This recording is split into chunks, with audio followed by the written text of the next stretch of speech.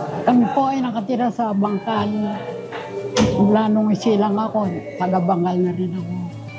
Ngayon po, nung nag-mission dito sa Sasmuan, isa ako sa na-mission at naging kapatid. Yun nga ang pagkabautismo ko nung November 9, 1979. Doon ako na-bautismo. Siya ay isang dating protestante. Bunga ng pagkaunawa niya sa mga aral ng Diyos na kanyang narinig sa mga pamamahayag ng mga salita ng Diyos sa lokal ng Sasmuan. Nagpasya siyang iwan ang kanyang dating relihiyon.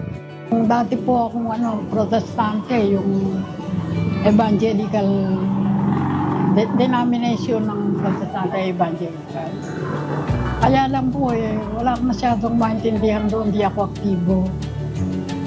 Kaya nung mauwi kami dyan, mag-asawa ko tiga San Antonio, Lubao, na umuwi kami dyan sa Bangkal.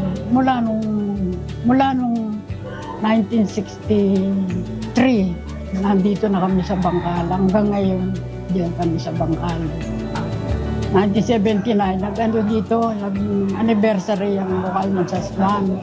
Nag-ano sila ng pamamahayag na isang linggong pamamahayag. Isa rin ako sa naging naimbita. Mula nang siya ay tumanggap ng tungkulin at naging isang diakonesa noong 1983, lubos niyang minahal at pinagtalagahan ang tinanggap niyang tungkulin. Yung pinakamagandang nangyari sa buhay ko po ay mag-iglesia ako. Totoo po ito. Kasi dati may malawak na rin akong pangunawa sa sa buhay-buhay ng mga kapwa-tao. Pero naging mas malawak nung pag-iglesia ako.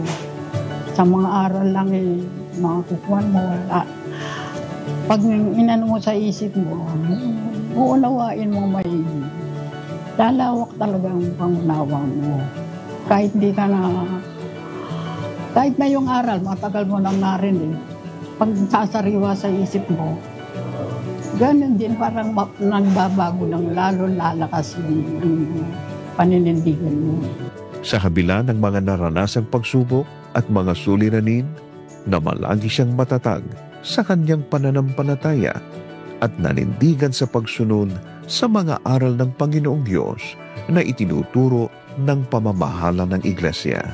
Kabilang si kapatid na Ligaya Reyes sa mga may tungkulin at kapatid na nakadalo sa pagtatalaga sa Diyos ng newly renovated na gusaling sambahan ng lokal ng Sasmuan.